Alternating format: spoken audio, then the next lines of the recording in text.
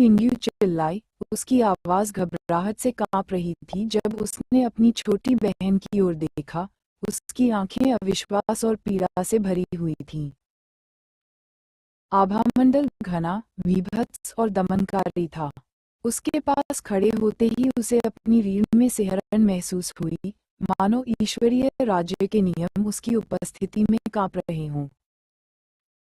इससे पहले कि वह कुछ और पूछ पाती, कमरे में साए छा गए और शैतान रानी की चुड़ैलें एक के बाद एक आती रहीं।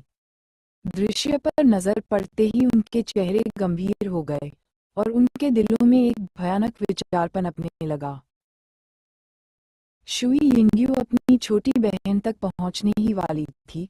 उसकी उंगलियां शूल मेल्विन के रक्तरंजित शरीर पर मंडराते हुए कांप रही थीं। तभी अचानक एक तेज, ठंडी आवाज बिजली की तरह हवा में गूंजी। उन्हें मत छुओ। हॉल में सुनहरी रोशनी की एक चमक दौड़ गई और अचानक कियाने यिंगलर की आकृति उसके बगल में प्रकट हो गई। एक धुंधली सी हरकत के साथ उसने संपर्क होने से ठीक पहले शुई यिंग्यू की कलाई पर जोर से वार किया। लेकिन बहुत देर हो चुकी थी। उस काले, भयावह आभा का एक धागा शुई मेन के शरीर से निकला और उनकी उंगलियों के पोरों से टकराया। आ! दोनों महिलाएं सिहर उठीं और तुरंत पीछे हट गईं, कई कदम पीछे हटकर बैठ गईं।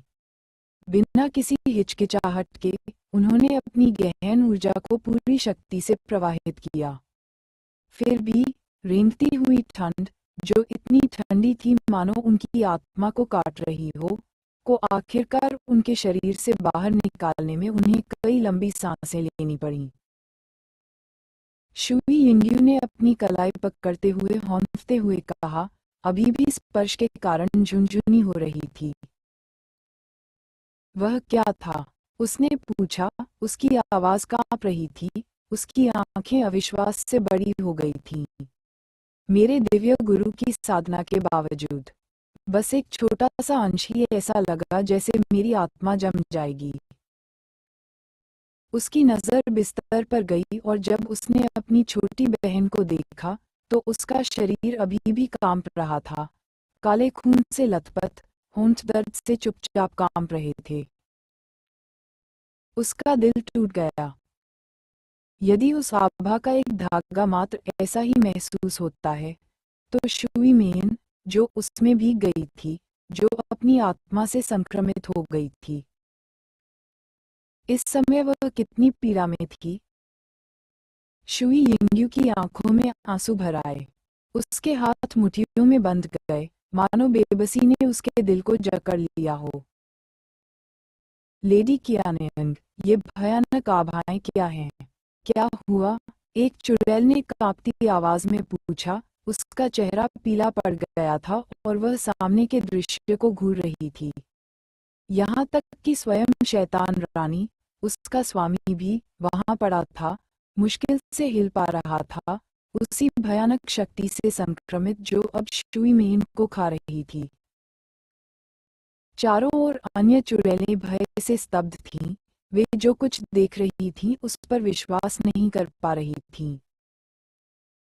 कियाने यिंगर ने धीरे से सिर हिलाया।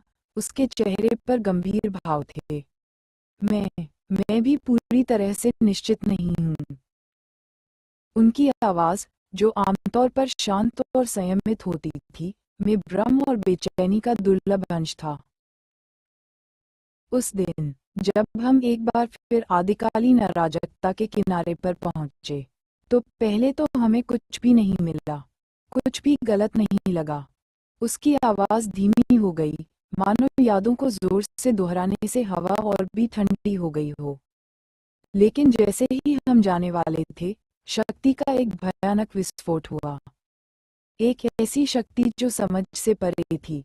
और उसी क्षण आदिकालीन अराजकता की दीवार में एक दरार, सुई के छेद से भी बड़ी नहीं, दिखाई दी।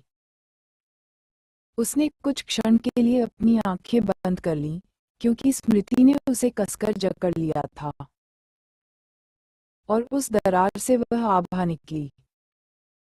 कमरे में भय से भरा सन्नाटा छा गया। अगर म्यू शोवानईन न होती, कियाने यिंगर ने अपनी आवाज धीमी करते हुए कहा, अगर उसने समय पर प्रतिक्रिया न दी होती और मुझे दूर न धकेला होता, तो मैं अभी यहाँ खड़ी नहीं होती। उसने बिस्तर की ओर देखा, जहाँ म्यू शोवानईन शुलमेन के बगल में तड़पती हुई लेटी थी। उसकी सांसें उथली थीं, उसका शरीर अभी भी दर्द से ऐंठ रहा था। मैं भाग्यशाली था। मुझे सिर्फ विस्फोट की ताकत से चोट लगी, उस चीज का असली सार नहीं। जब मैंने उन लोगों को इकट्ठा किया जो अभी भी सांस ले रहे थे, उसने अपने पास मौजूद हर ज्ञान का इस्तेमाल किया जो उसने कियाने फेंटियन के साथ बिताए सालों में सीखा था, और हमारे पास जो थोड़े बहुत जीवन रक्षक संसाधन बचे थे, उनसे टेलीपोर्टेशन संरचना का पुनर्निर्माण किया। और फिर हम भाग गए। हम पूर्वी दिव्य क्षेत्र में वापस आ गए। फिर भी यहाँ खड़े होने के बावजूद, वह सब कुछ जो वह जानती थी और जो कुछ भी उसने सहा था, उसके बावजूद कियाने यंग रा अपने सामने पड़ी महिलाओं की मदद के लिए कुछ नहीं कर सकी। वह भयानक आभा, ये सिर्फ ठंडा नहीं था, ये प्राण था। ये प्राचीन द्वेष और असीम घृणा से भरा था, एक ऐसा अंधेरा जो मानो उसकी आत्माओं के प्रकाश को भी निगल जाता था।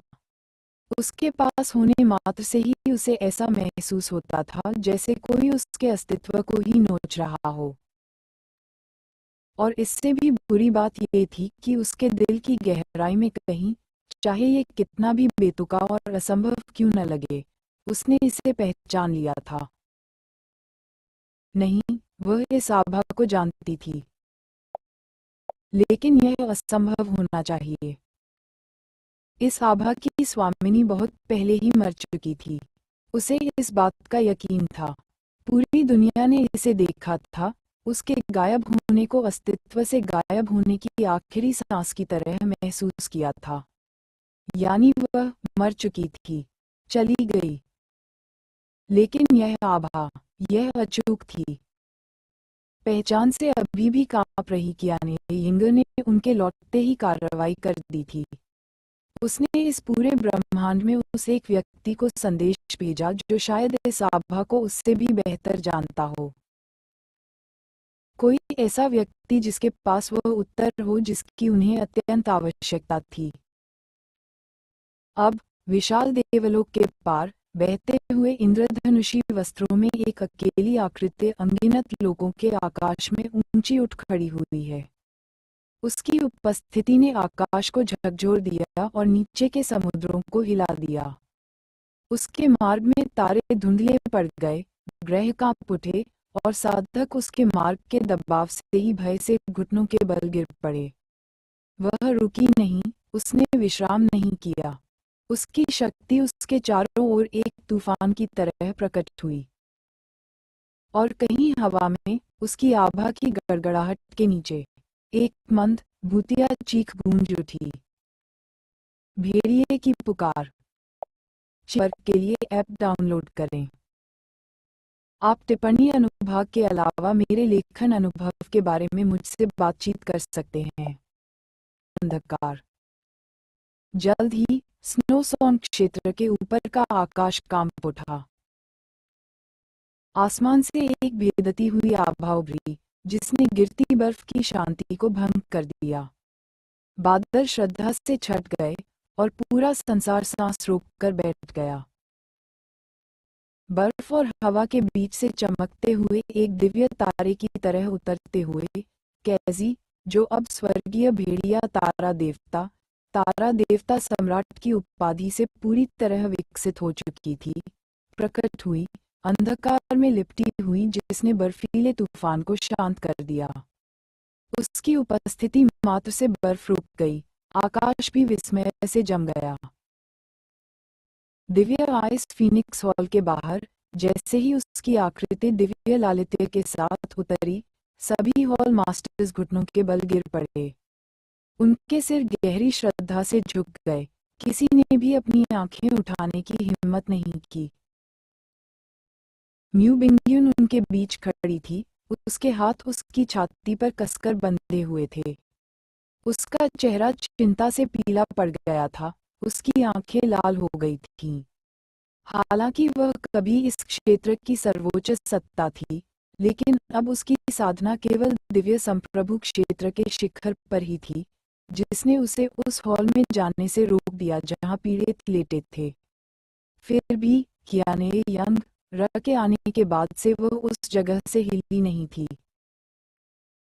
और अब जब कैजी पहुंचे तो उनकी आंखें एक दूसरे से मिलीं, जिनमें से एक चुपचाप आशा की भीख मांग रही थी, जबकि दूसरी में दुख और आश्वासन दोनों झलक रहे थे।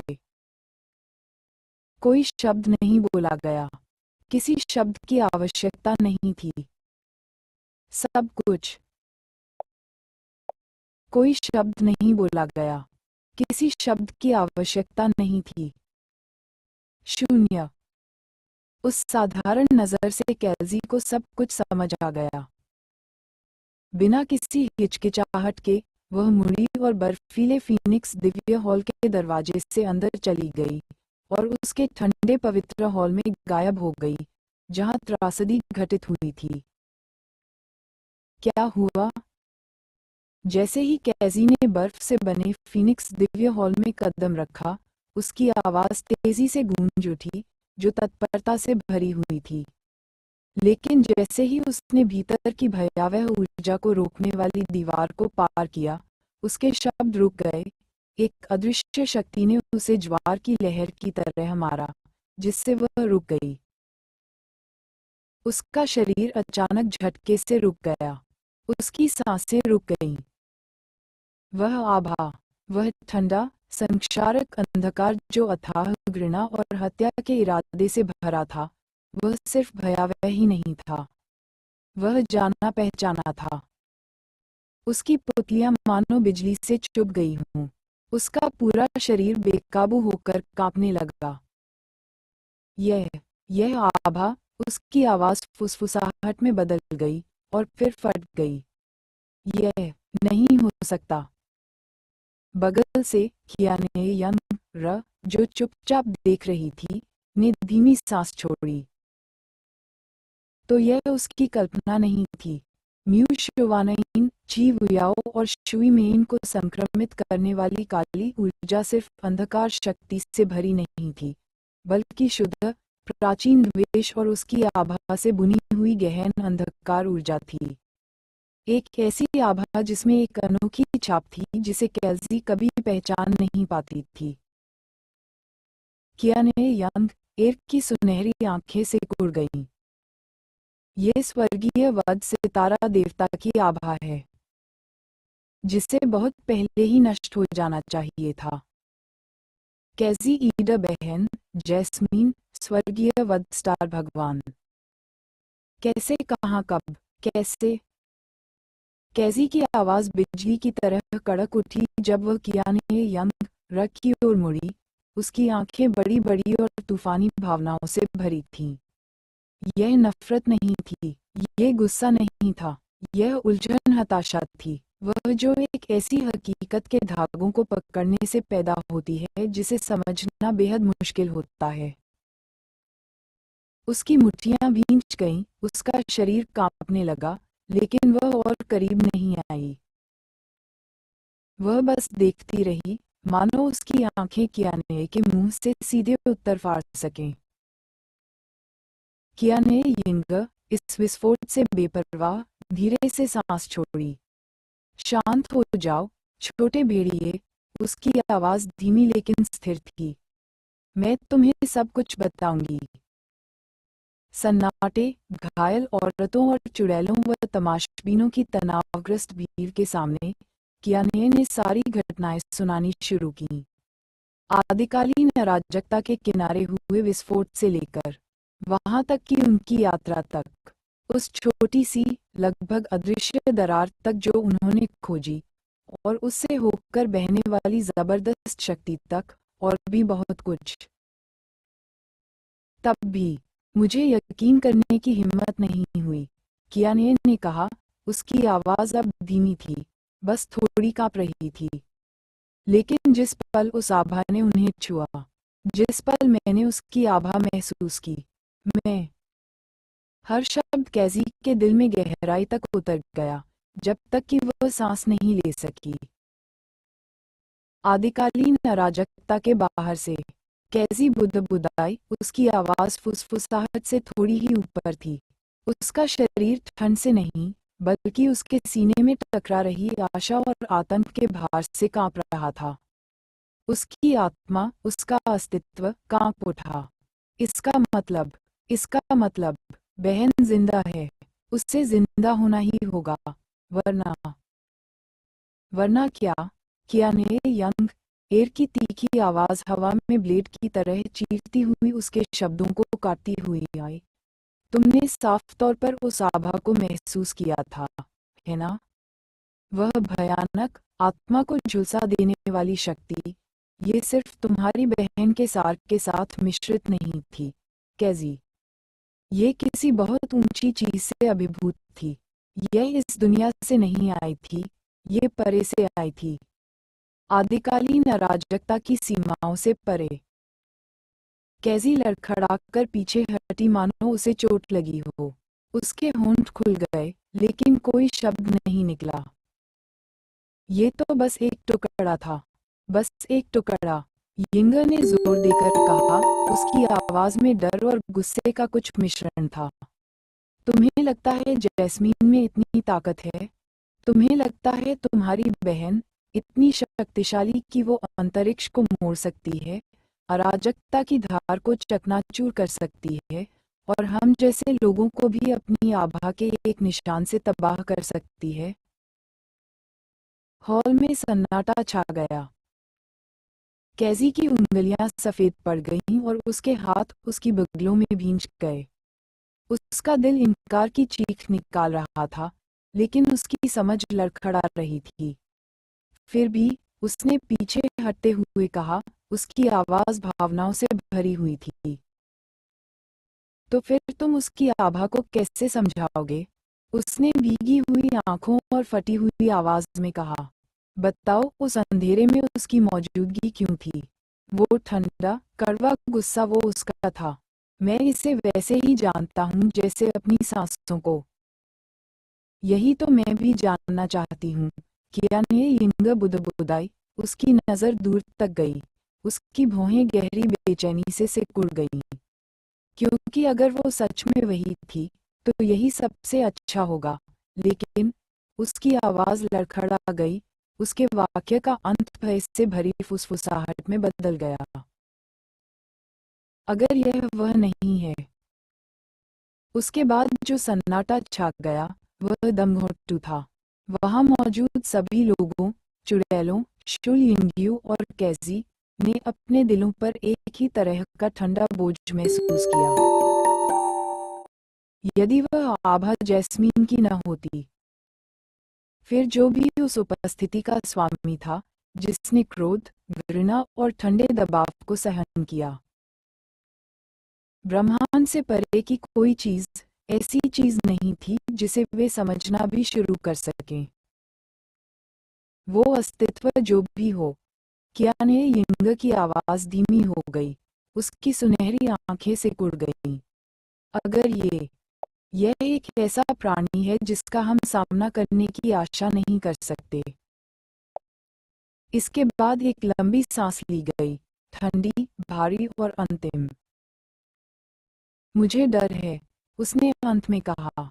केवल मौत ही हमारा इंतजार कर रही है। समझ गया।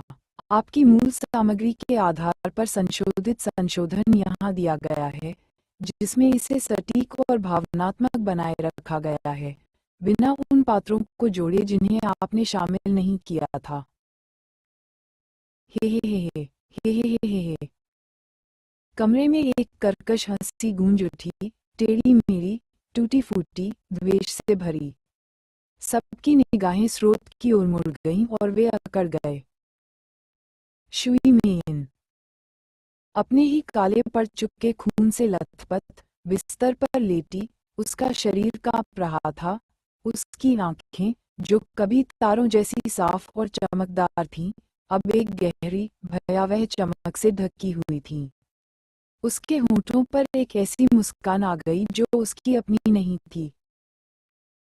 मेयन, शुई यिंगयू चिल्लाई और सहज रूप से आगे बढ़ने की कोशिश की, लेकिन चुड़ैलों ने जल्दी से उसे पकड़ लिया। उनकी आंखों में घबराहट के साथ उसे रोक दिया। मत करो, चुड़ैलों में से एक ने चिल्लाकर कहा। हे हे हे हे हे हे हे हे हे हे हे। आवाज गहरी और ठंडी होती जा रही थी। तुम सबको मरना ही होगा। तुम सब मरने के लायक हो। शुई मेन की आवाज ऐसी निकली जो उसकी अपनी आवाज से बिल्कुल अलग थी, धीमी, पागलपन और नफरत से भरी हुई। उसके शब्द वहां मौजूद सभी लोगों के दिलों में बर्फीली सुइयों की तरह चुभ गए। उसका मन अंधकार में डूबकर बहता हुआ प्रतीत होता है। और अब वह अंधकार बोल चुका था। जगह को अभी बंद कर दो, कियाने यंग एर ने तेज आवाज में कहा। उसकी आवाज ठंडी और निर्णायक थी। बिना किसी हिचकिचाहट के वह और कैसी आगे बढ़ी, दिव्य शक्ति प्रज्वलित होती हुई, स्थानिक मुहरों की परतें अपनी जगह पर जमती गईं। चुड़ैलों और शुई यिंगयू ने भी तुरंत उनका अनुसरण किया और मुहर को मजबूत करने के लिए अपनी शक्ति बढ़ा दी। बंद हॉल के अंदर घने, दुर्भावनापूर्ण अंधेरे में लिपटी शुई मेन धीरे धीरे बिस्तर से उठी। उसका मासूम, नाजुक शरीर जोर से कांप उठा, लेकिन ये कमजोरी नहीं थी, बल्कि उसके भीतर उमड़ता हुआ उन्माद था। हे हे हे हे, हा हा हा हा हा। उसकी हंसी टेढ़ी हो गई। चीजों को नफरत और पागलपन से देखते हुए वह बंद जगह में किसी बुरे सपने की तरह गूंज रही थी। उसकी कभी निर्मल आंखें अब अथाह कालेपन से चमक रही थीं, मानो वे क्रोध और रक्त पिपासा से भरी हुई उन पर टिकी हों। बूम! उसकी आभा बिना किसी पूर्व सूचना के इतनी जोर से फूट पड़ी कि पूरा दिव्य हॉल कांप उठा। बाहर शिष्य और हॉल के गुरु भय से ऊपर देखने लगे, मानो किसी अप्राकृतिक ठंड ने उनकी आत्माओं को जकड़ लिया हो। दूर से भी उन्हें आभास हो रहा था कि कुछ भयानक घटित हो रहा है। लेकिन बाधा के अंदर जैसे ही शुई मेन ने आगे बढ़ने की कोशिश की, SZZZZT दिव्य प्रकाश की एक सुनहरी धार अस्तित्व में आई, जिसने एक झटके में उसके अंगों को हवा में बांध दिया। ये बिजली की तरह गिरी, निर्दयी और सटीक, जिसने उसकी गतिविधियों को पूरी तरह से जकड़ लिया। हवा में बंधा हुआ शुई मेन उन्मत्त क्रोध से छटपटाने और हंसने लगा। तुम सब मरने के लायक हो, हा हा हा हा हा। उसकी आवाज अब उसकी अपनी नहीं थी, यह उस अंधेरे की आवाज थी जिसने उसे निगल लिया था। हे हे हे हे हे, आप सभी मरने के योग्य हैं। यद्यपि उसका शरीर कसकर बंधा हुआ था, उसके अंग हवा में जमे हुए थे, तथा उसकी आभा दैवीय शक्ति से सीलबंद थी, फिर भी शुई मेविन की आवाज टेढ़ी मेढ़ी और जहरीली थी, जो सीलबंद स्थान में गूंजती रही। उसका सिर धीरे धीरे नीचे की ओर झुक गया। उसके रेशमी बाल अब काले खून से भीगे हुए उसके पीले चेहरे से चिपक गए। उसकी आंखों का पागलपन और भी गहरा हो गया था। तुम सब मरने के लायक हो, उसने फिर फुसफुसाते हुए कहा, मानो उसकी आत्मा की गहराई से कोई श्राप फूट रहा हो। शाश्वत स्वर्ग, चंद्र देवता, ब्रह्मा देवता, उसने एक के बाद एक नाम गिनाए। उसकी आवाज धीमी, घृणास्पद स्तुति में बदल गई। आप सभी, ईश्वरीय क्षेत्र में आप में से हर एक, हे हे हे हे। उसकी आंखों में एक भयावह, कट्टर चमक थी। मरने लायक। उसकी हंसी फिर फूट पड़ी, कठोर, टूटी हुई और नफरत से सराबोर, मानो सदियों से उसके दिल में द्वेष की एक दुनिया पल रही हो, और अब उसके जरिए उस अंधेरे को अपनी आवाज मिल गई थी। उसके शब्दों ने वहां मौजूद सभी लोगों को गहरी ठंडक पहुंचा दी। शुई मेन ने जो भी नाम बोला था, अनंत स्वर्ग, चंद्र देवता, ब्रह्मा देवता, हर एक अपने साथ इतिहास, रक्त और विनाश का बोझ लिए हुए था। उनमें से कुछ लोग तो वर्षों पहले ही नष्ट हो चुके थे, जब युनशे उत्तरी दिव्य क्षेत्र के शैतानों के साथ देवलोक में लौटा था और स्वर्ग को उलट पुलट कर दिया था।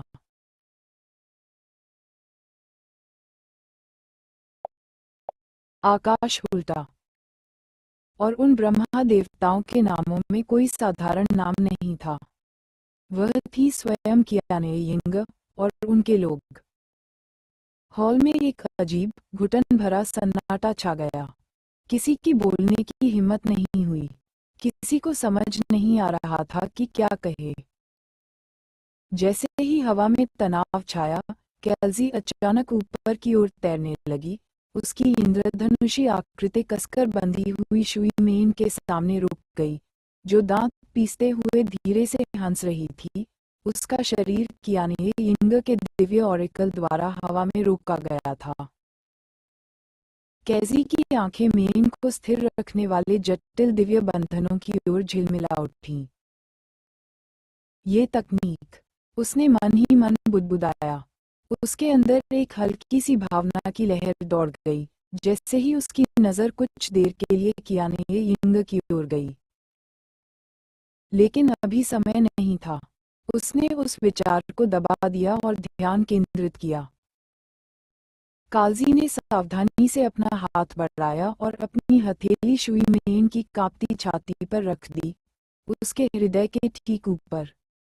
उसकी गहन ऊर्जा चुपचाप प्रवाहित होने लगी, धीरे धीरे शुई मेन की दिव्य आत्मा की गहराइयों को टटोलने लगी। तुम क्या कर रहे हो? कियाने यिंग ने चिंता से भरी आवाज में कहा और एक कदम आगे बढ़ी। लेकिन फिर जब उसने ये देखा तो उसकी आंखें सिकुड़ गईं।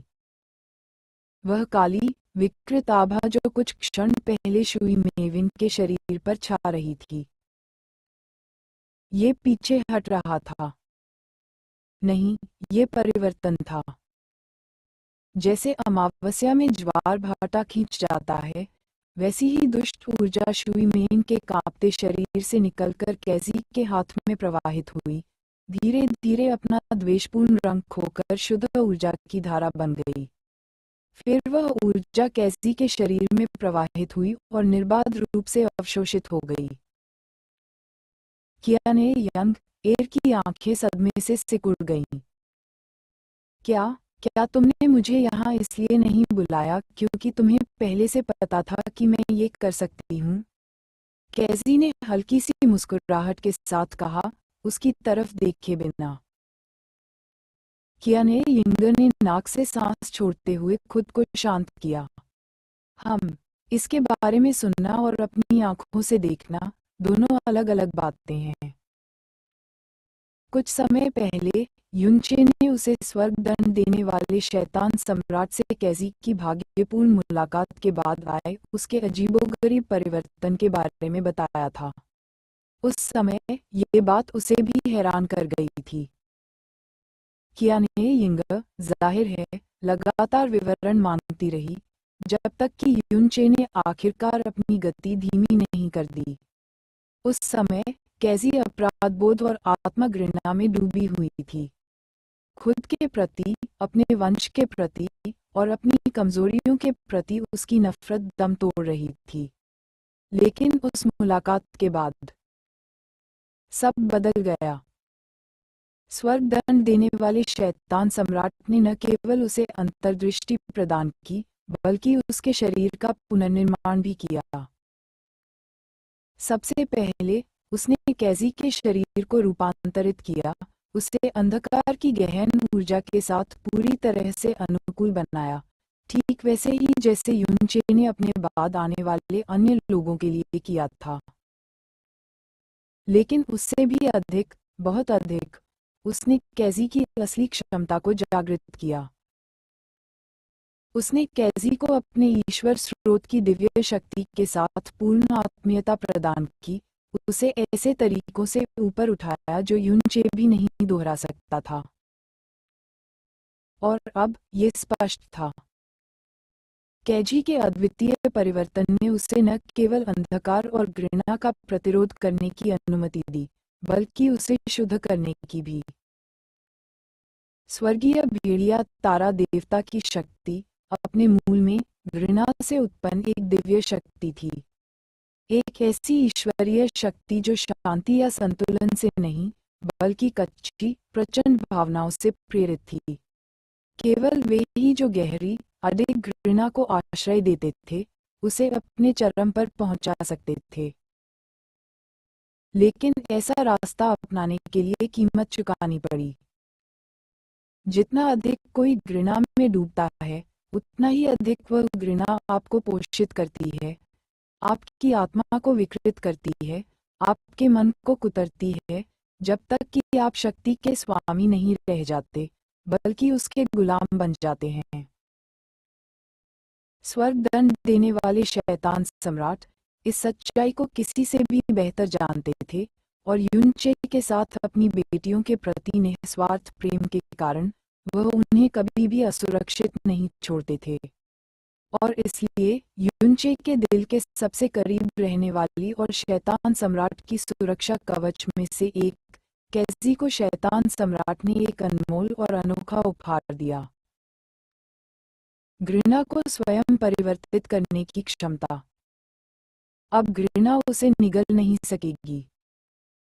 इसके बजाय घृणा उसे पोषित करेगी। अंधकार, निराशा, प्रतिशोध, विनाश से जुड़ी सभी भावनाओं को शुद्ध, परिष्कृत और विशुद्ध शक्ति में बदला जा सकता था।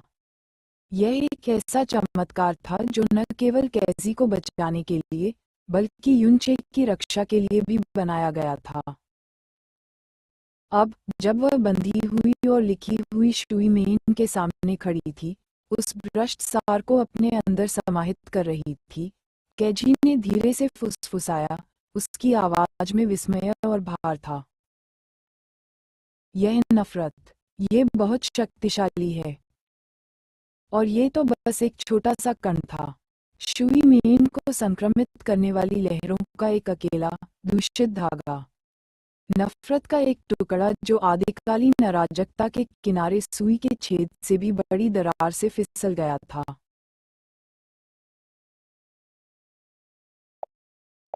कैजी की उंगलियां थोड़ी कांपने लगीं। यदि इतनी छोटी सी चीज से इतना जहरीला द्वेष निकल सकता है, यदि इतनी घृणा करने वाला व्यक्ति पूरी तरह से सामने आ जाए तो कैसा दुस्वप्न सामने आएगा। शुई मेन को पूरी तरह से शुद्ध करने में काजी को काफी समय लगा। घृणा, जहरीली और सर्वनाशकारी, उसके रोम रोम में समा गई थी, उसे छोड़ने का नाम ही नहीं ले रही थी। लेकिन काजी कठोर हो गई। धीरे धीरे, सावधानी से उसने उसे बाहर निकाला और उस दुष्ट शक्ति को अपने अंदर समाहित कर लिया। और जैसे जैसे नफरत दूर होती गई, जो बचता गया वह था शुद्ध अंधकार, विनाशकारी नहीं, बल्कि आदिम। एक परिष्कृत, तटस्थ ऊर्जा कैजी के शरीर में प्रवाहित हो रही थी, अपनी ही शक्ति में सहज रूप से विलीन हो रही थी। इसने उसे कोई नुकसान नहीं पहुंचाया।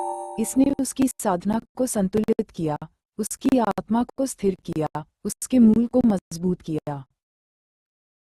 जल्द ही शुई मेन की छटपटाहट बंद हो गई, उसकी सांसें सामान्य हो गईं, उसके चेहरे का विकृत पागलपन फीका पड़ गया और उसकी जगह शांतिपूर्ण बेहोशी छा गई। सुनहरी रोशनी की एक झिलमिलाहट के साथ दिव्य दैवीय शक्ति उसके चारों ओर से प्रकट हुई। शुई यिंग्यू ने अपनी छोटी बहन को धीरे से थाम लिया और उसे फिर से बिस्तर पर लिटा दिया। कैजी नहीं रुका। बिना रुके या हिचकिचाए वह शैतान रानी, ची वुयाओ और फिर म्यू शुवानइन की ओर बढ़ी, उसकी हर गति स्थिर थी, उसके अंदर चल रहे तूफान के बावजूद उसकी अभिव्यक्ति शांत थी। जल्द ही तीनों को नफरत के अंधेरे से मुक्त कर दिया जाता है। क्या कोई और है? कैजी ने पूछा। उसकी आवाज धीमी थी, इतनी नफरत निकालने की थकान से अभी भी हल्की सी कर्कश थी। वे सफल नहीं हुए, कियाने यिंगर ने सपाट लहजे में जवाब दिया। ये पूरी तरह से झूठ नहीं था। शुरुआत में कुछ लोग बचे थे, लेकिन उसके राज्य से नहीं, किसी को भी याद करने की उसे परवाह नहीं थी। दूसरे राजा राज्यों के कुछ साधक, उनमें से किसी का भी उसके दिल में कोई महत्व नहीं था। जिस क्षण विस्फोट हुआ और काली आभा ने सब कुछ संक्रमित करना शुरू किया, उसकी एकमात्र प्राथमिकता ची वुयाओ, जुवानइन और मेन थी। टेलीपोर्टेशन फॉर्मेशन सिर्फ कुछ चुनिंदा लोगों को ही वापस ला पाया था। बाकी ज्यादातर लोग, जिनके नाम याद रखने लायक नहीं थे, पीछे छूट गए थे। और अब उनके बारे में फिर से सोचते हुए, अगर शुई मेन जैसा ताकतवर व्यक्ति उस अंधेरे में लगभग समा ही गया था, तो उन लोगों को आश्चर्य करने की कोई जरूरत नहीं थी। वे तो पहले ही खो चुके थे। फिर भी उसने ये सब नहीं कहा, जोर से नहीं। उसने भावशून्य भाव बनाए रखा। अब सच मायने नहीं रखता था। कैजी ने उस पर कोई जोर नहीं दिया। उसने बस हल्के से सिर हिलाया और पीछे हट गई। उसकी सांसें अभी भी ऊर्जा के क्षय से अस्थिर थीं। फिर बीते कुछ पल। एमएन एक हल्की सांस ने हवा को हिला दिया। म्यू शुवानइन की पलकें फड़क उठीं। उसकी आंखें धीरे धीरे खुलीं, साफ और शांत। उनके भीतर की बर्फीली चमक अभी फीकी नहीं पड़ी थी, बस अब उसमें एक शांत थकान की परत थी। बड़ी बहन जुवानइन, क्या आप ठीक हैं? कैजी ने धीरे से पूछा। उसकी आवाज चिंता से भरी हुई थी, क्योंकि वह बिस्तर के पास घुटनों के बल बैठ गई थी। म्यू शुवानइन ने धीरे से अपनी नज़र उस जवान लड़की की ओर घुमाई और हल्के से सिर हिलाया। मैं ठीक हूँ, और शुक्रिया। उसकी आवाज धीमी मगर स्थिर थी। हालांकि घृणित अंधकार ने उसकी आत्मा को तहस नहस कर दिया था, फिर भी वह आदिकालीन अराजकता में बची सबसे शक्तिशाली प्राणी थी। जब अंधकार उसके शरीर में समाता हुआ प्रतीत हो रहा था, जब उसकी चेतना धुंधली पड़ रही थी, तब भी वह सचेत थी, उस व्यक्ति के प्रति सचेत जिसने उसे उस कगार से वापस खींच लिया था। वह जानती थी कि कैजी ने ही उसे बचाया था, सिर्फ उसे ही नहीं, बल्कि सभी को। हे, कैजी मुस्कुराए, उसके गालों पर थोड़ी सी रंगत लौट आई। उसकी आंखों में राहत थी, बावजूद इसके कि सब कुछ भूलकर अब उसका दिल थोड़ा हल्का महसूस कर रहा था। जल्द ही ची वुयाओ ने अपनी आंखें खोलीं। उसकी लंबी पलकें हल्की सी फड़फड़ा रही थीं और उसके होंठों से एक हल्की सांस निकल रही थी। इससे पहले कि कोई और कुछ बोल पाता, उसकी 9 चुड़ैलों ने उसे बेचैन फुसफुसाहटों और चिंतित निगाहों से घेर लिया था। मैं ठीक हूँ, मेरे बच्चों। ची वुयाओ ने सबको आश्वस्त किया। उसकी आवाज हमेशा की तरह धीमी और मोहक थी, हालांकि उसमें थकान का एक अंश था। स्ने ने हर चिंतित कॉल का धैर्य और एक मंद मुस्कान के साथ जवाब दिया। उसकी कमजोर हालत में भी उसका शैतानी आकर्षण अडिग था। फिर उसकी नजर शुई मेन की ओर गई, जो आंखें बंद करके बिस्तर पर निश्चल पड़ी थी। तुम उन्हें खोल सकती हो, तुम्हें पता है। छोटी मेन, शैतान रानी ने कहा। उसका स्वर हल्का किंतु जानकार था। मेन, शुई यिंग्युई ने धीरे से पुकारा। उसकी आवाज में चिंता भरी थी। जैसे ही वह पास झुकी, अपनी छोटी बहन को ध्यान से देखने लगी, उसकी भौहें सिकुड़ गईं। उसकी शांति में कुछ ठीक नहीं लग रहा था। फिर इसने उसे मारा। तुम छोटी शुई यिंग्यू ने अपनी आंखें सिकोड़ लीं और मेन को कंधों से धीरे से पकड़ लिया। क्या तुम नाटक कर रही हो? कुछ देर की खामोशी छा गई और फिर मेन की लंबी पलकें कांपने लगीं। उसके होठों पर एक अपराधी सी मुस्कान आ गई। फिर उसने चंचलता से अपनी जीभ बाहर निकाली। इससे पहले उसने चंचलता से अपनी जीभ बाहर निकाली। हे। और ऐसे ही उसने धीरे से अपनी आंखें खोलीं। थकान के बावजूद उनमें शरारत झलक रही थी। टिप्पणियाँ। वोट। अध्याय 2195 देवी का रसातल में प्रवेश भाग 1। क्या तुम जानती हो कि मैं तुम्हारे लिए कितनी चिंतित थी? शुई यिंग्यू चिल्लाई। उसकी आवाज भावनाओं से कांप रही थी। उसने जो तनाव दबा रखा था वह आखिरकार फूट पड़ा जब उसने अपनी छोटी बहन के कंधों को थाम लिया। उसके चेहरे पर गुस्से, राहत और मानसिक रूप से टूटने का मिश्रण था। मुझे माफ करना बड़ी बहन, मैं ऐसा दोबारा नहीं करूंगी। मैं वादा करती हूँ, शुई मेन ने धीरे से कहा। उसकी आंखें रजाई और स्नेह से चमक रही थीं, जैसे ही उसने अपनी बहन को कसकर गले लगा लिया। फिर जब वे गले मिले, मेन करीब झुकी और शुई यिंग्यू के कान में कुछ फुसफुसाया। अगला दूसरा। शुई यिंग्यू का चेहरा चमकीला लाल हो गया। और आप छोटे। इससे पहले कि कोई कुछ पूछ पाता, वह अपनी एड़ी घुमाकर कमरे से बाहर निकल गई। उसके कान लाल हो गए थे। हमेशा शांत रहने वाली शुई यिंग्यू को शर्मिंदगी से भागते देखकर हॉल में मौजूद लोग एक पल के लिए स्तब्ध रह गए। तभी हंसी आ गई। कुछ खिलखिलाकर हंसे, कुछ जोर से हंसे और कुछ बस मुस्कुरा दिए क्योंकि कमरे में छाई भारी, घुटन भरी हवा अब हटने लगी थी। शुई मैरीन की शरारतें हमेशा की तरह सबसे अंधेरे पलों में भी हल्कापन ला रही थीं। थोड़ी देर के लिए उनके दिल राहत, गर्मजोशी और अब भी साथ होने की खुशी से एक दूसरे से जुड़ गए। बच्चों, अब आप सभी को बाहर चले जाना चाहिए, ची वुयाओ ने धीरे से कहा। उसकी आवाज में कोमलता के नीचे एक स्पष्ट आदेश छिपा था। 9 चुड़ैलों ने एक दूसरे को देखा, फिर चुपचाप सिर झुकाकर स्वीकृति दे दी। शुई यिंग्यू के विपरीत, जो घबराकर चली गई थी, चुड़ैलों ने तुरंत हवा में बदलाव महसूस कर लिया। अब जो भी चर्चा होनी थी वह उनके कानों के लिए नहीं थी। बिना कुछ कहे वे चुपचाप हॉल से बाहर निकल गए।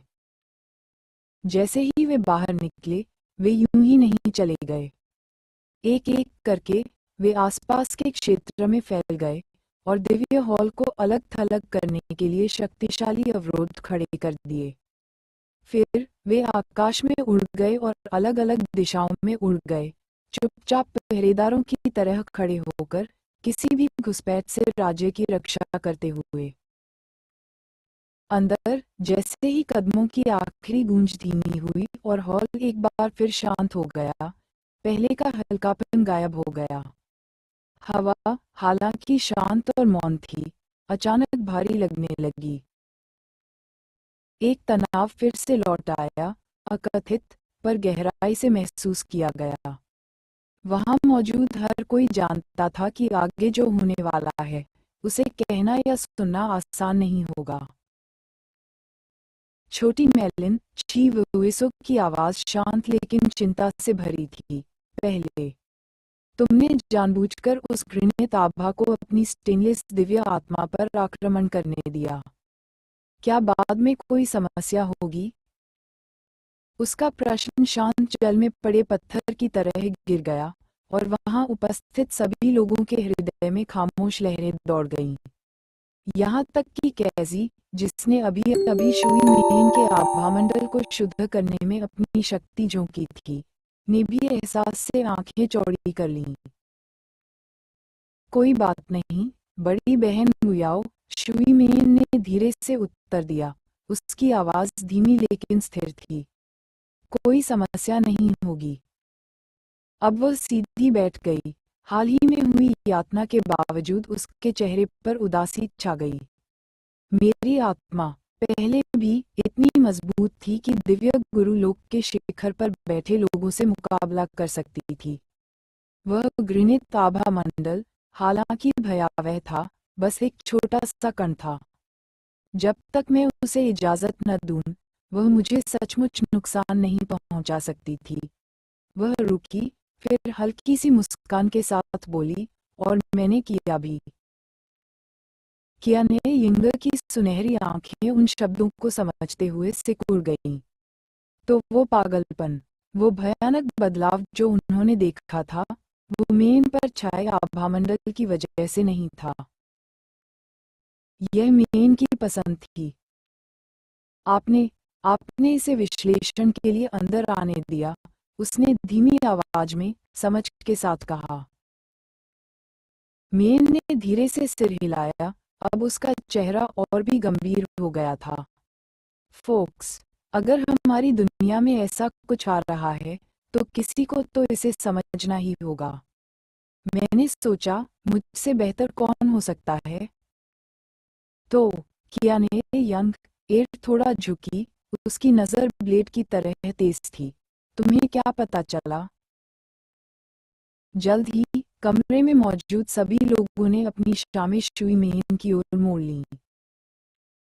उस आभामंडल में गहरा अंधकार था, नफरत और गुस्सा। उसने धीरे से कहा, उसकी आवाज साफ और स्थिर थी। मुझे लगता है कि यहाँ मौजूद हर कोई इसे उसी पल महसूस कर सकता था जब इसने उसे छुआ था।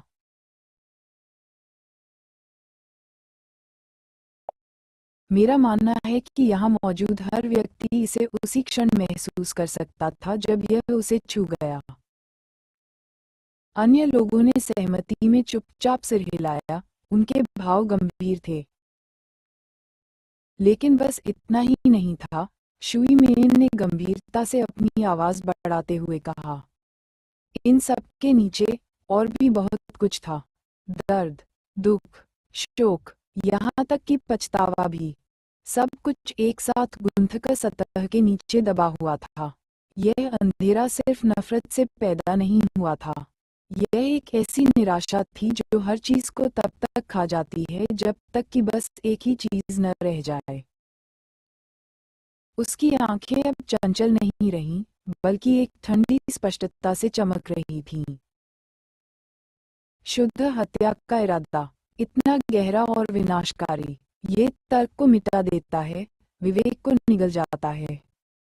मैंने जो महसूस किया, भले ही थोड़े समय के लिए, वह ऐसा कुछ नहीं था जिसे किसी भी समझदार व्यक्ति को अनुभव करना चाहिए, और न ही अपने भीतर रखना चाहिए।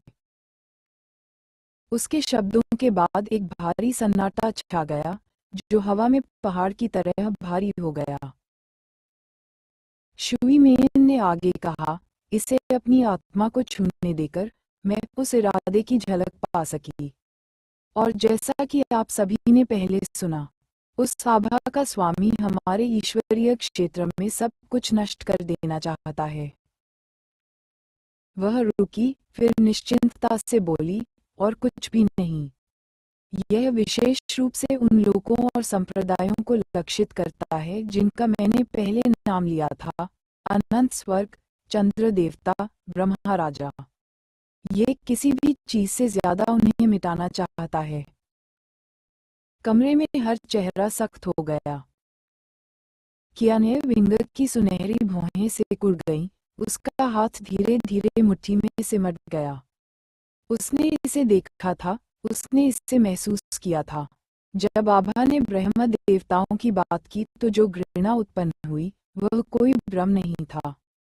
यह वास्तविक थी और गहरी थी। तभी शुई मेन की आवाज ने एक बार फिर भारी सन्नाटा तोड़ा। और इस आभा की मालिक, मुझे ये कहने में डर लग रहा है, लेकिन उसकी नजरें धीरे धीरे कैजी की ओर मुड़ गईं, उसकी आंखों से मिल गईं। यह निश्चित रूप से बड़ी बहन जैस्मीन होनी चाहिए। कमरे में सदमे की लहर दौड़ गई। सबको पहले से ही इस बात का अंदेशा था।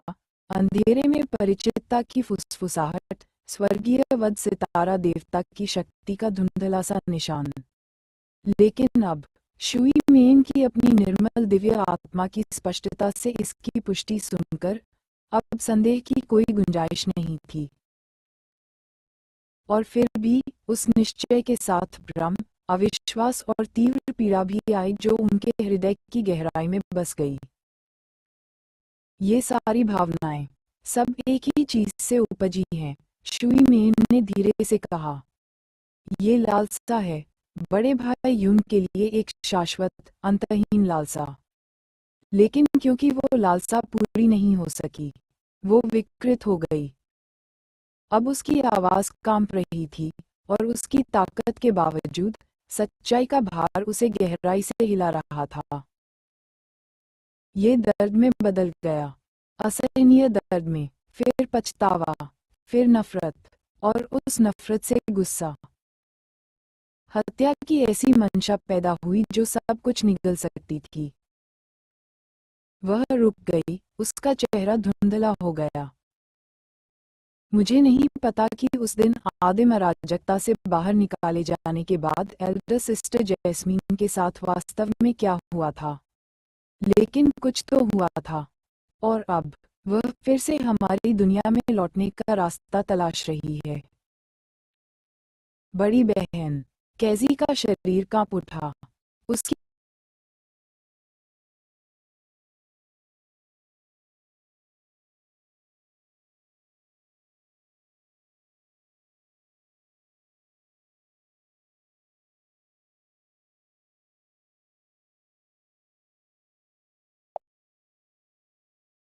फुसफुसाहट, स्वर्गीय वध सितारा देवता की शक्ति का धुंधला सा निशान। लेकिन अब शुई मेन की अपनी निर्मल दिव्य आत्मा की स्पष्टता से इसकी पुष्टि सुनकर अब संदेह की कोई गुंजाइश नहीं थी। और फिर भी उस निश्चय के साथ भ्रम, अविश्वास और तीव्र पीड़ा भी आई जो उनके हृदय की गहराई में बस गई। ये सारी भावनाएं सब एक ही चीज से उपजी हैं, शुई मेन ने धीरे से कहा। ये लालसा है, बड़े भाई यून के लिए एक शाश्वत, अंतहीन लालसा। लेकिन क्योंकि वो लालसा पूरी नहीं हो सकी, वो विकृत हो गई। अब उसकी आवाज कांप रही थी और उसकी ताकत के बावजूद सच्चाई का भार उसे गहराई से हिला रहा था। ये दर्द में बदल गया, असहनीय दर्द में, फिर पछतावा, फिर नफरत, और उस नफरत से गुस्सा। हत्या की ऐसी मंशा पैदा हुई जो सब कुछ निगल सकती थी। वह रुक गई, उसका चेहरा धुंधला हो गया। मुझे नहीं पता कि उस दिन आदिम अराजकता से बाहर निकाले जाने के बाद एल्डर सिस्टर जैस्मीन के साथ वास्तव में क्या हुआ था, लेकिन कुछ तो हुआ था। और अब वह फिर से हमारी दुनिया में लौटने का रास्ता तलाश रही है। बड़ी बहन, कैजी का शरीर कांप उठा। उसकी मुट्ठियां भींच गईं और आंखों में आंसू भर आए। वह फुसफुसाते हुए बोली, तुम जिंदा हो, तुम सचमुच जिंदा हो। जब उसके हृदय को अंततः वह उत्तर मिल गया जिसकी उसे इतने वर्षों से प्रतीक्षा थी, तो उसकी आंखों से आंसू बहने लगे। लेकिन कैसी राहत में बुदबुदाया, उसकी आंखें आशा और अविश्वास से चमक रही थीं। कमरे में मौजूद बाकी सभी लोग और भी गंभीर हो गए। चमेली जिंदा और इतना गहरा अंधकार से भरा हुआ कि वह संपूर्ण ईश्वरीय क्षेत्र को नष्ट कर सकता है। ची वियाओ की काली आंखें तीखी दरारों में सिमट गईं, उसकी आवाज रहस्य उद्घाटन से ठंडी और भारी हो गई। आदिकालीन अराजकता से बाहर जीवित रहने के लिए कम से कम एक सच्चे ईश्वर या एक सच्चे शैतान की साधना तो होनी ही चाहिए। उसके शब्दों का भार कमरे में पहाड़ की तरह जम गया। लेकिन इस स्तर पर भी कोई वापस नहीं लौट सकता। आदिकालीन अराजकता की दीवार को भेदने में सक्षम किसी स्वर्गीय खजाने के बिना नहीं। और इतिहास के सभी अभिलेखों में केवल दो ही स्वर्गीय खजानों के बारे में ज्ञात है कि उनमें वह शक्ति है। उसकी आवाज धीमी पड़ गई, जबकि उसका दिमाग ब्लेड से भी तेज संभावनाओं के बीच दौड़ रहा था, हर चीज को जोड़ रहा था। जैस्मीन का आभामंडल, अंतहीन नफरत, भ्रष्टाचार इतना शक्तिशाली कि उसकी आभा के छोटे छोटे झोंकों से ही सबको नुकसान पहुंचा सकता था। ऐसा लगता है, उसने गहरी और डरावनी आवाज में कहा, उस दिन जो कुछ भी हुआ, जब स्वर्गीय वध सितारा देवता को आदिकालीन हत्या की ऐसी मंशा पैदा हुई जो सब कुछ निगल सकती थी। वह रुक गई, उसका चेहरा धुंधला हो गया। मुझे नहीं पता कि उस दिन आदिम अराजकता से बाहर निकाले जाने के बाद एल्डर सिस्टर जैस्मीन के साथ वास्तव में क्या हुआ था, लेकिन कुछ तो हुआ था, और अब वह फिर से हमारी दुनिया में लौटने का रास्ता तलाश रही है। बड़ी बहन, कैज़ी का शरीर कांप उठा, उसकी मुट्ठियां भींच गईं और आंखों में आंसू भर आए। वह फुसफुसाते हुए बोली, तुम जिंदा हो, तुम सचमुच जिंदा हो।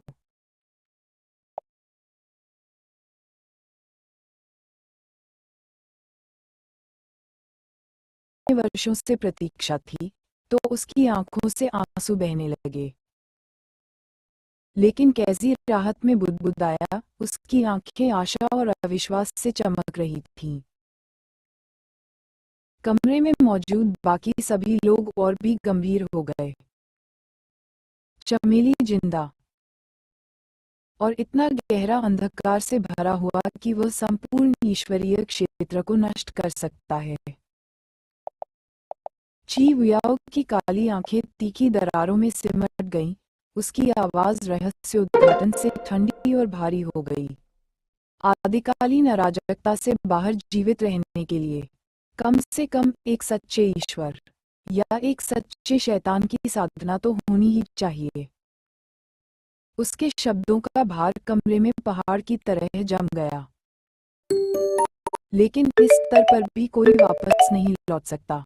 आदिकालीन अराजकता की दीवार को भेदने में सक्षम किसी स्वर्गीय खजाने के बिना नहीं। और इतिहास के सभी अभिलेखों में केवल दो ही स्वर्गीय खजानों के बारे में ज्ञात है कि उनमें वह शक्ति है।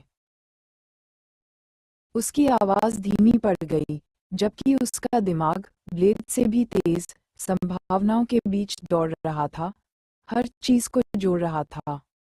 जैस्मीन का आभामंडल, अंतहीन नफरत, भ्रष्टाचार इतना शक्तिशाली कि उसकी आभा के छोटे छोटे झोंकों से ही सबको नुकसान पहुंचा सकता था।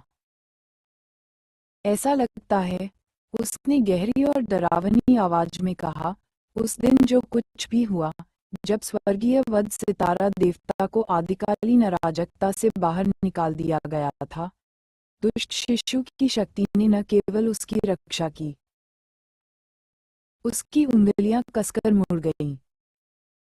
वह जागृत हो गई, पूरी तरह से, और इसके साथ ही अपने स्वामी के रूप में वह हमारी कल्पना से कहीं आगे उठ गई।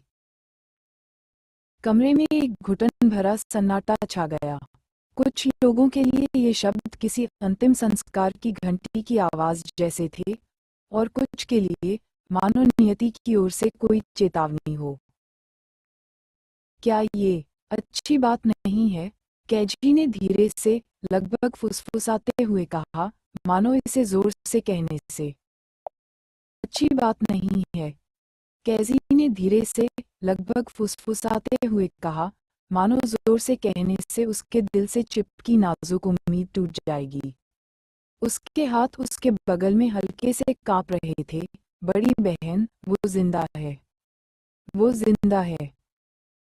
उसकी आवाज में खुशी कच्ची, हार्दिक शुद्ध थी, लेकिन उसी पवित्रता ने इसे सुनना सबसे अधिक कष्टदायक बना दिया। किसी ने भी तुरंत उत्तर नहीं दिया।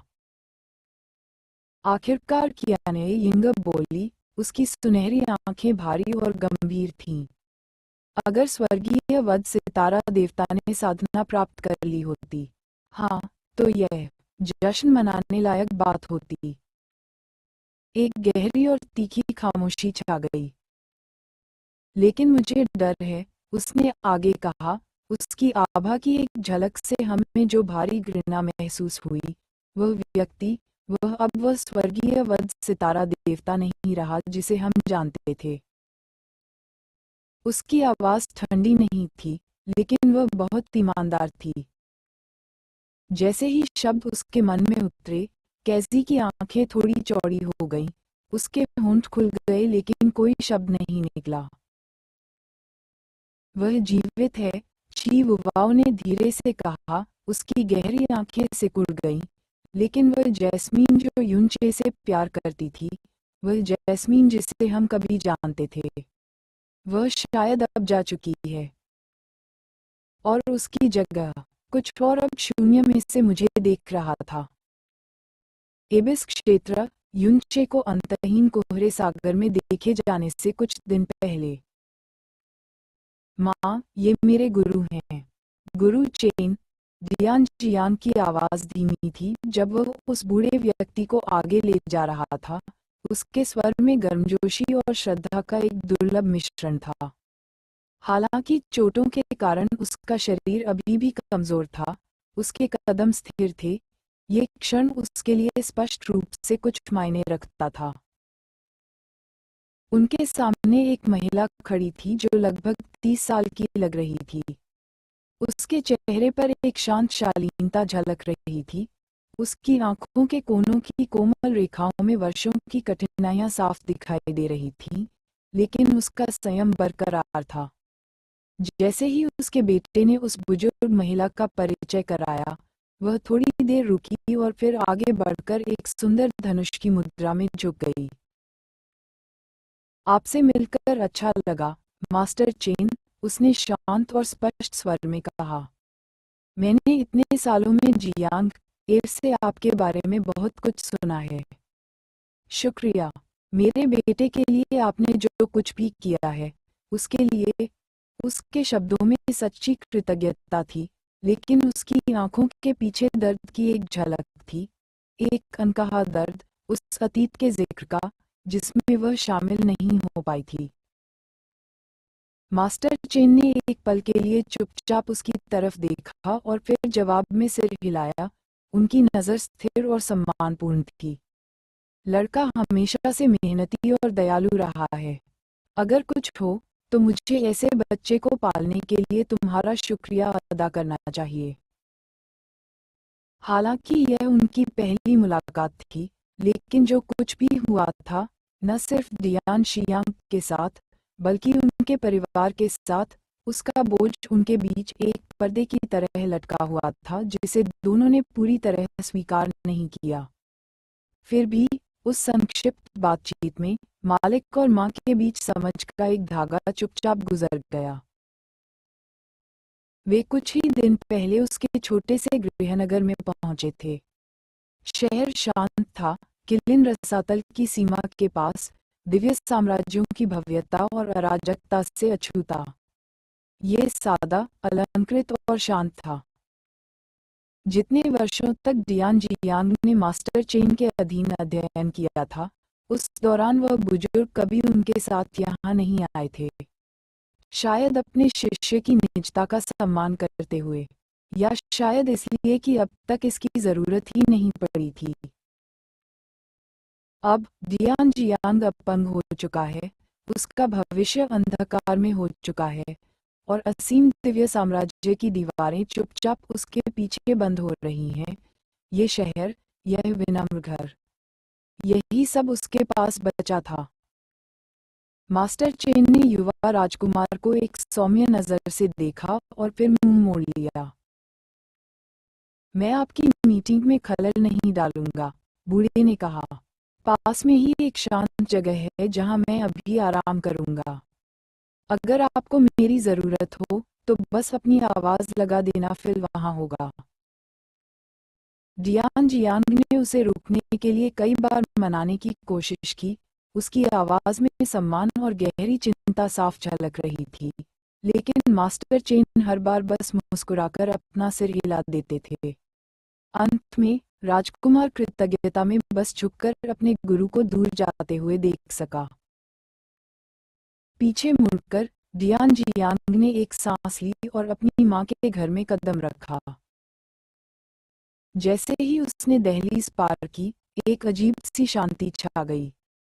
यही वो जगह थी जिसे उसकी मां ने जिंदगी भर अपना घर कहा था, फिर भी पहली बार उसने उसे सचमुच देखा था, किसी राजकुमार के रूप में नहीं, किसी दिव्य साम्राज्य के प्रतिभाशाली व्यक्ति के रूप में नहीं, बल्कि हारकर लौट रहे एक बेटे के रूप में। उस साधारण घर में कोई विलासिता नहीं थी, न पॉलिश किए हुए जैड के आभूषण, न ही कोई बारीक नक्काशी या रेशमी पर्दे। ऐसा कुछ भी नहीं जिससे पता चले कि यहाँ रहने वाली महिला कभी किसी प्रतिभाशाली व्यक्ति की माँ थी, किसी महान दिव्य साम्राज्य के राजकुमार की। इसके बजाय फर्नीचर पुराना, फिर भी महंगा था। फर्श साफ था, हालांकि जगह जगह से थोड़ा टूटा हुआ था। एक छोटी सी मेज पर रोजमर्रा के इस्तेमाल के निशान थे, सादा खाना, शांत शामें, शायद अकेले मौन में बिताए पल। ये जगह विनम्र थी, शांतिपूर्ण और दर्दनाक रूप से एकाकी। इससे पहले मास्टर चेन ने उसे सच बताया था, अब आसपास कोई पहरेदार तैनात नहीं था। डियान जियांग के पतन की खबर फैलते ही वे सब चले गए थे, और उनके साथ शहर के कई निवासी चुपचाप उनके पीछे चले गए थे, अपने चढ़ावे, अपना शिष्टाचार और अपना खोखला सम्मान साथ ले गए थे। शहर अब किसी भूतहा कस्बे जैसा लग रहा था। खाली घर, बंद दुकानें, उस रौनक की धुंधली सी झलक जो अब नहीं रही। सब कुछ होने के बावजूद उसकी मां बनी रही। जब पहरेदार चले गए तो उसने कोई विरोध नहीं किया, उसने उन्हें रोकने की कोशिश नहीं की, और न ही जब शहर के लोग एक एक करके गायब हो गए तो उसने कोई शिकायत की।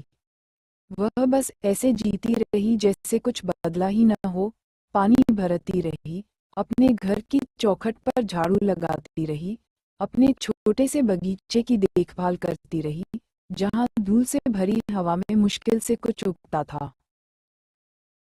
उसकी त्वचा फीकी पड़ गई थी, कभी चमकदार, अब हल्की सी धूसर, इस क्षेत्र की हमेशा मौजूद अथाह धूल के स्पर्श से।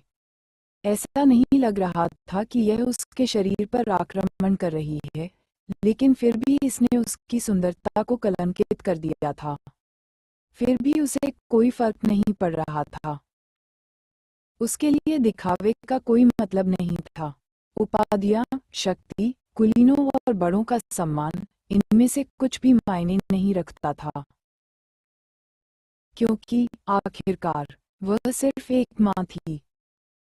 और अब जो कुछ भी हुआ था उसके बाद उसका बेटा घर आ गया था। दिन धीरे धीरे शांतिपूर्वक बीतते गए।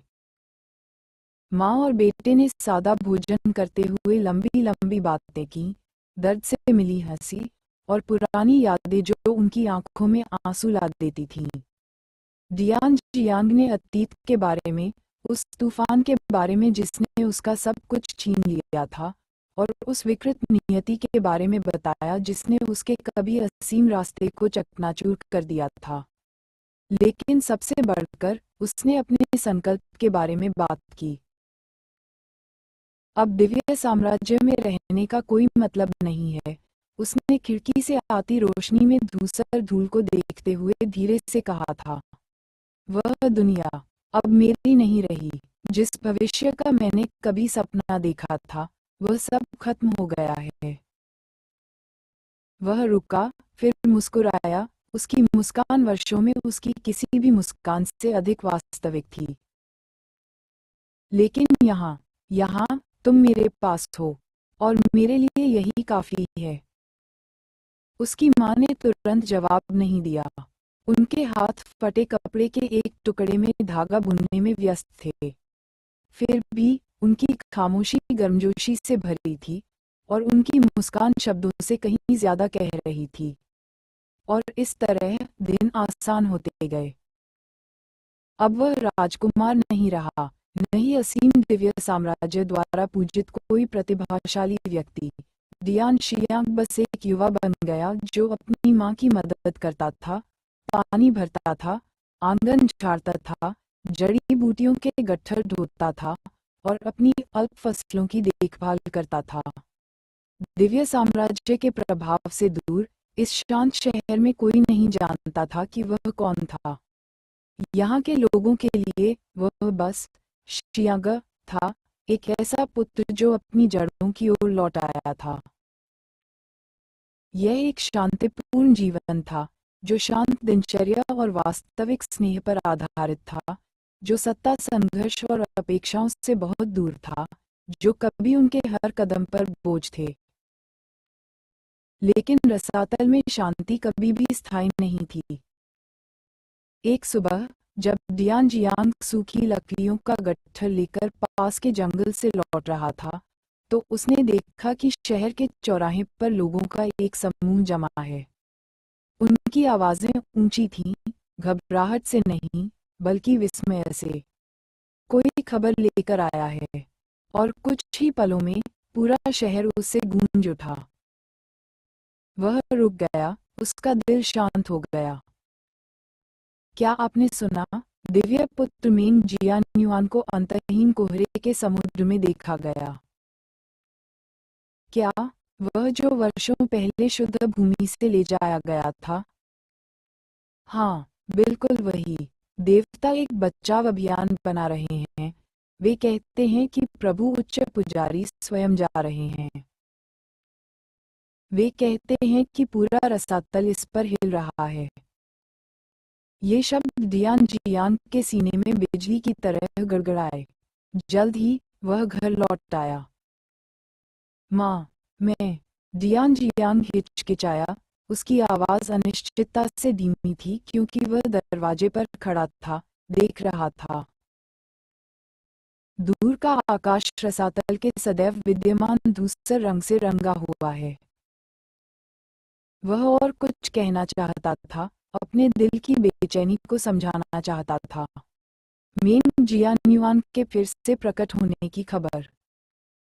और देवता अभी भी उसके मन में गूंज रहे थे, लेकिन ये खबरें इस शांत शहर तक पहुंचने से पहले अनगिनत मुंह से टूटी फूटी, धुंधली, विकृत फुसफुसाहटें बनकर गुजरी।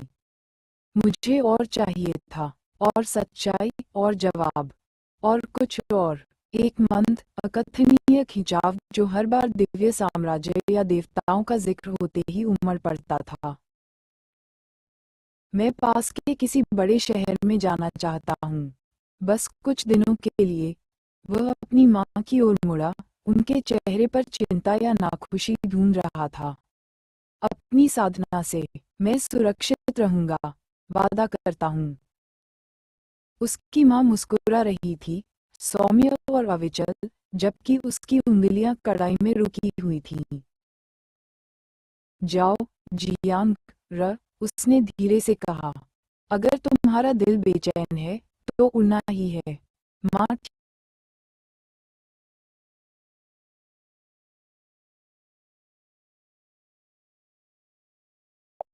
मत करो।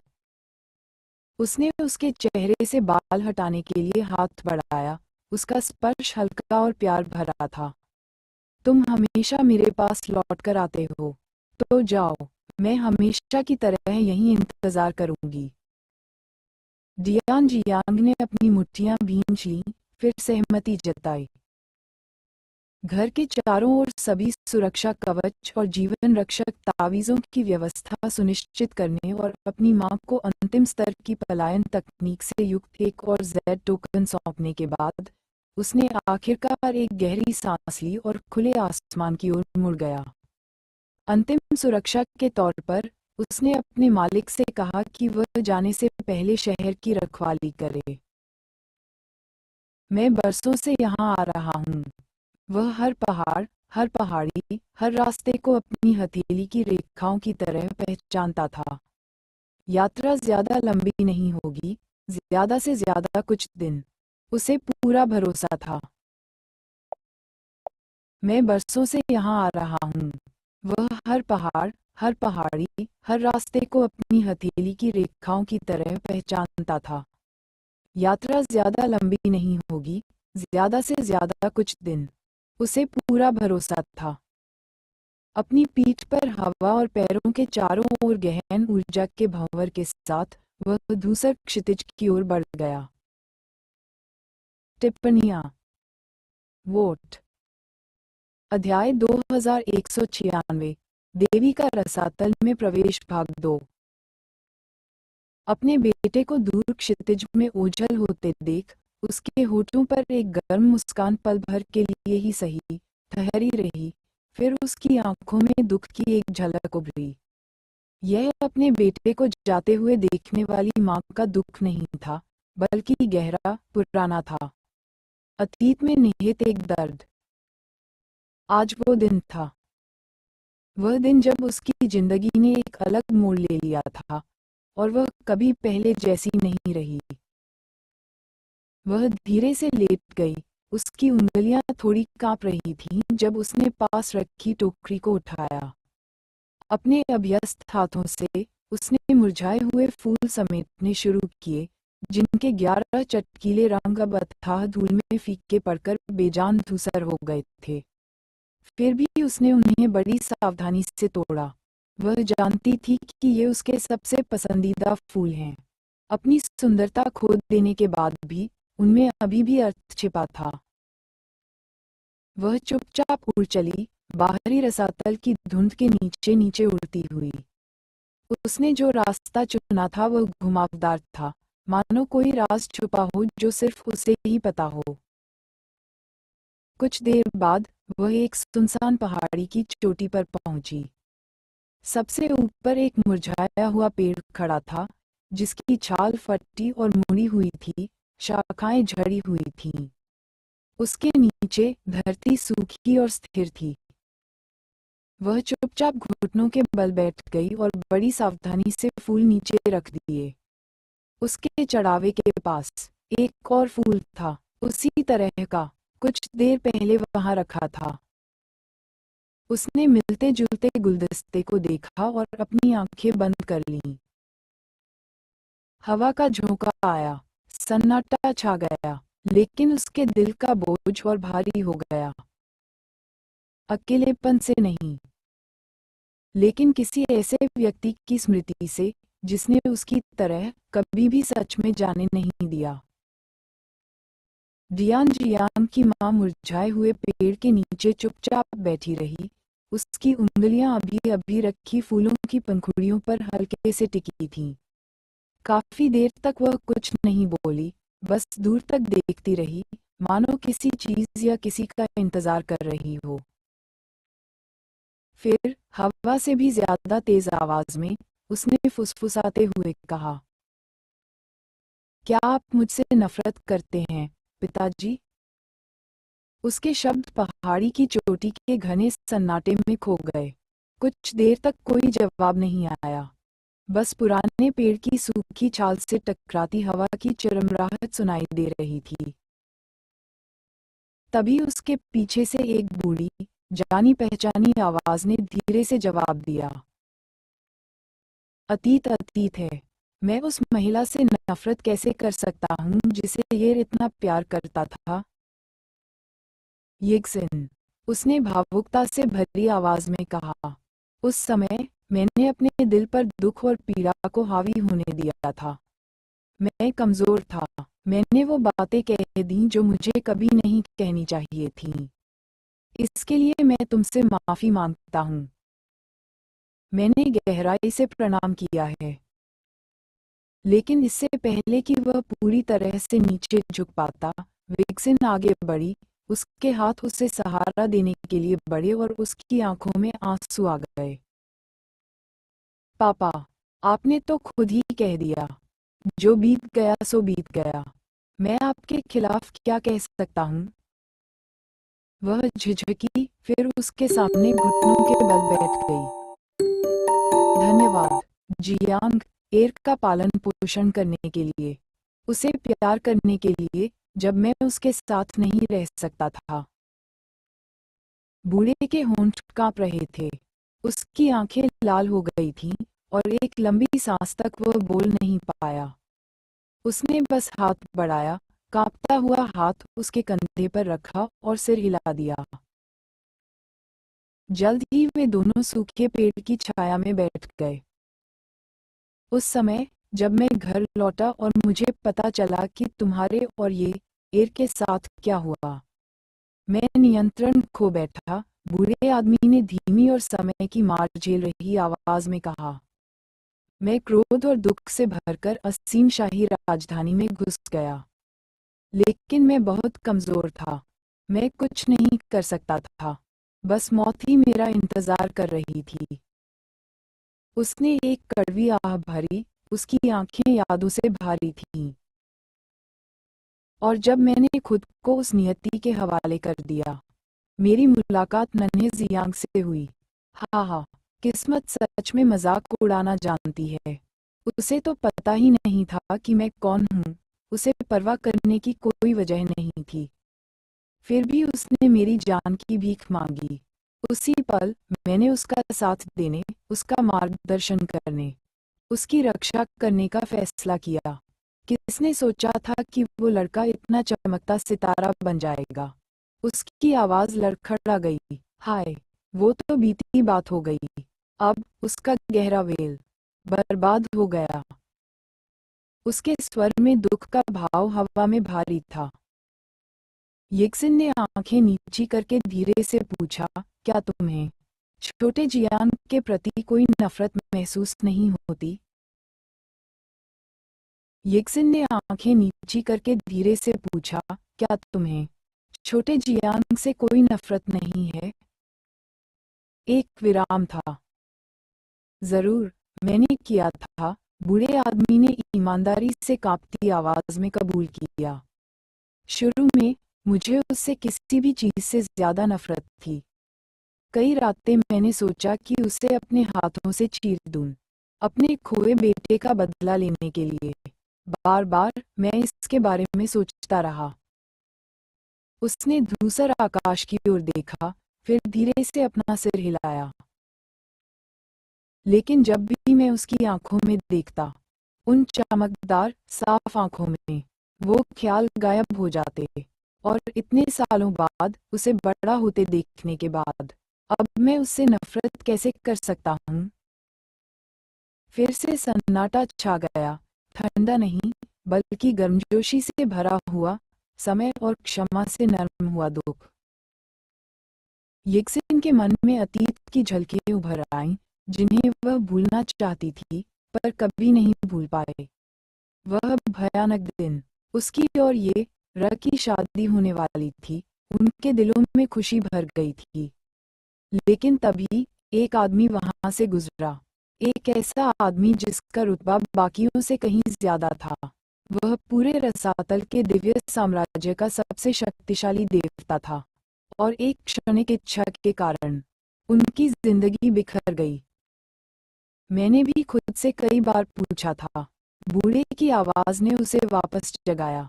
जिस आदमी ने मेरे बेटे को मार डाला, मैं उसके बेटे से प्यार कैसे कर सकता हूँ? मैं बार बार यही पूछता रहा। उसकी आवाज भारी थी, द्वंद्वात्मक भावनाओं से भरी हुई।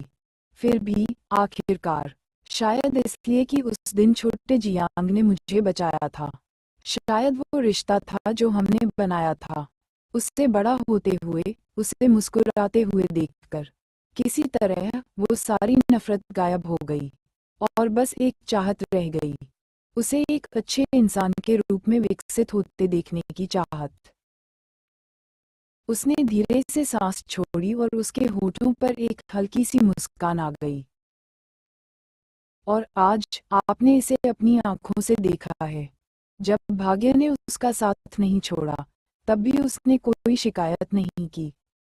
वह निराशा में नहीं डूबा, उसने इसे स्वीकार कर लिया, आगे बढ़ गया। हाँ, मुझे पता है कि उसका दिल अभी भी ईश्वरीय साम्राज्य में बसता है, लेकिन उसकी उम्र के किसी व्यक्ति के लिए यहाँ के जीवन में इतनी जल्दी ढल जाना। वह रुका और दूर की ओर देखने लगा, जहाँ शांत भूमि पर भूरे बादल मंडरा रहे थे। ऐसा इसलिए है क्योंकि आप एक अच्छे शिक्षक हैं, पिताजी, येगसिन ने धीरे से कहा। उसकी आंखें गर्म थीं। शायद। बूढ़ा हंसा। हा हा हा हा। और बहुत देर बाद पहली बार उसकी हंसी सच्ची और दिल से निकली हुई थी।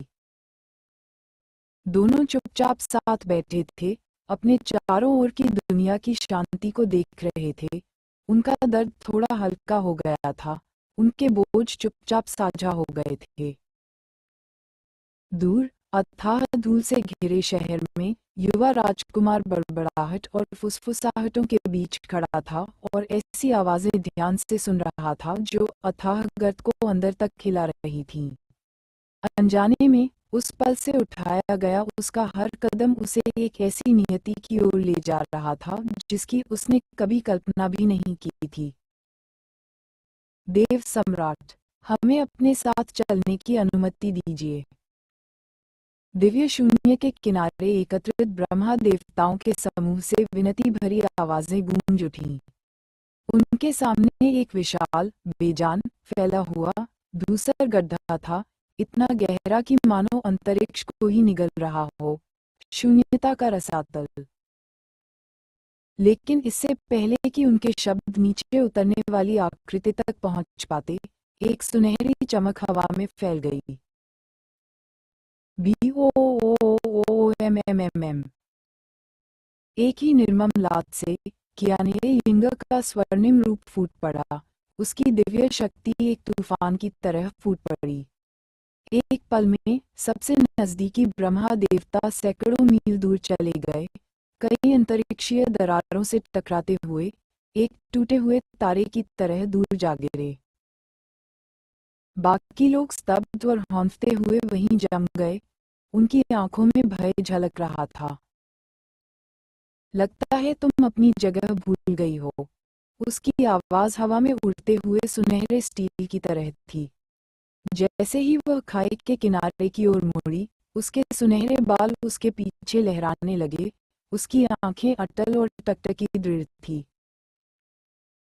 उसने ठंडी सांस ली, उसकी सुनहरी आंखें सिकुड़ गईं और उसने अपनी नजरें खाई के किनारे जमा हुए बाकी लोगों की ओर घुमाईं। उसके आगे विशाल धूसर गड्ढा फैला था, शून्यता का रसातल। उसकी उपस्थिति प्रकाश और ध्वनि को निगल रही थी, मानो उस मूक अनुस्मारक की तरह जो उस पार मंडरा रहा था। जो कुछ भी हुआ था और शुई में की निर्मल दिव्य आत्मा ने जो कुछ भी प्रकट किया था, उसके साथ ची हुयाओं ने समाधान के लिए अपना दिमाग खपा दिया था। अनगिनत विचार, संभावनाएं और हताश करने वाली रणनीतियां सोची गई थीं, लेकिन उनमें से कोई भी उस अज्ञात प्राणी के आतंक के सामने टिक नहीं सका जो उनकी दुनिया में जबरदस्ती घुसने की कोशिश कर रहा था। निरंकुश शक्ति के सामने योजनाएं निरर्थक थीं। जैसे ही एकत्रित दिव्य शक्तियों में बेचैनी फैली, कियाने यंग ए ने एक ऐसा नाम याद किया जो अब तक अनकहा था, युचे। और उसी क्षण एक विचार ने जन्म लिया, खतरनाक और लगभग असंभव, फिर भी शायद उनकी एकमात्र आशा। यदि वह प्राणी जो ईश्वरीय क्षेत्र में प्रवेश करना चाहता था, सच्चे ईश्वर के स्तर का था या उससे भी ऊपर, तब शायद इसका उत्तर लड़ना नहीं, बल्कि शरण लेना था। रसातल में, जहां उच्चतर लक्ष्य विद्यमान थे, जहां युनचे पहले ही जा चुका था। ये रास्ता अनिश्चितता से भरा है, लेकिन फिर भी यह भविष्य की ओर इशारा करता है। यह विचार बेतुका था, इतना बेतुका कि यह किसी रणनीति से ज्यादा एक हताशा भरी कल्पना लग रही थी। फिर भी अंततः यही एकमात्र रास्ता था जिस पर वे चल सकते थे। लेकिन जब ची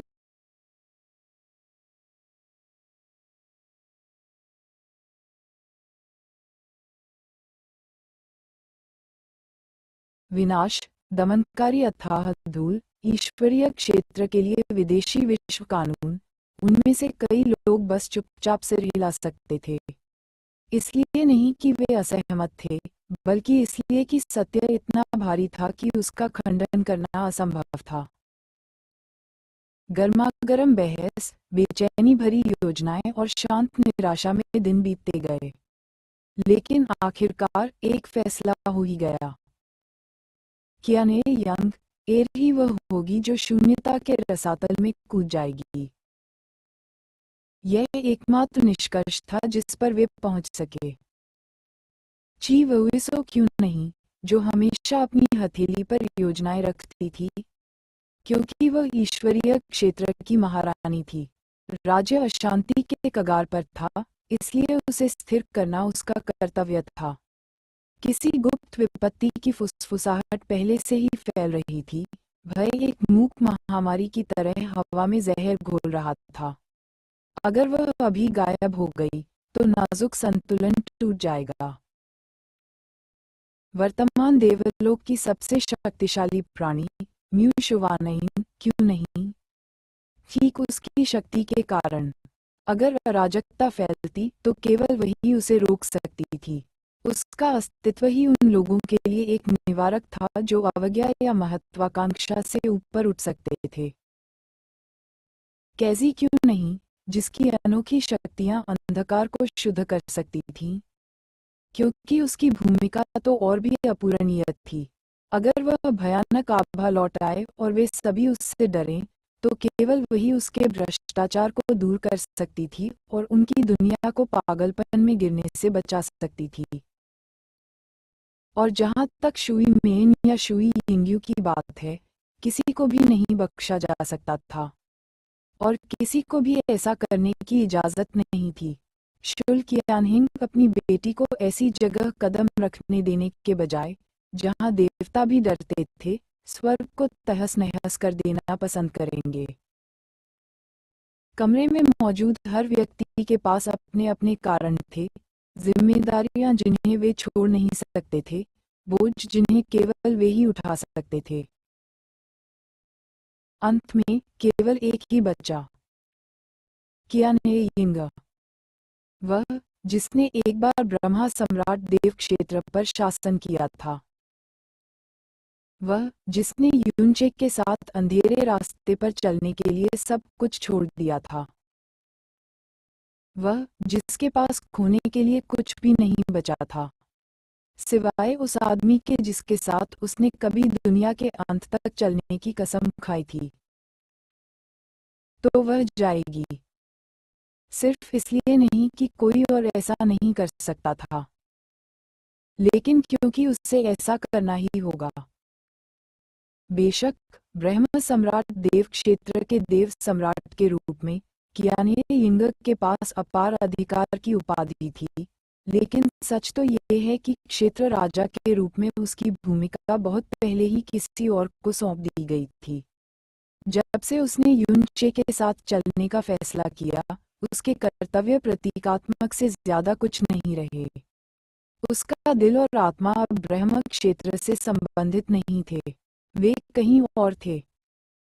अब यही चुनाव उसे यहाँ ले आया था। उसके सामने रसातल आकाश में एक घाव की तरह खुला हुआ था, विस्मृति का एक ऐसा स्थान जहाँ देवता भी कदम रखने से डरते थे। क्या तुम्हें यकीन है कि तुमने अपना मन बना लिया है? ची वुयाओ की आवाज शांत थी, लेकिन उसके नीचे चिंता की एक धारा बह रही थी। और भी विकल्प हैं, है ना? कियाने यंग ने ठंडे स्वर में उत्तर दिया, उसकी सुनहरी आंखें आगे के अथाह शून्य पर टिक गईं। उसकी सुनहरी आभा धीरे धीरे ऊपर उठ रही थी, मानो आकाश को चीरने की तैयारी कर रही हो।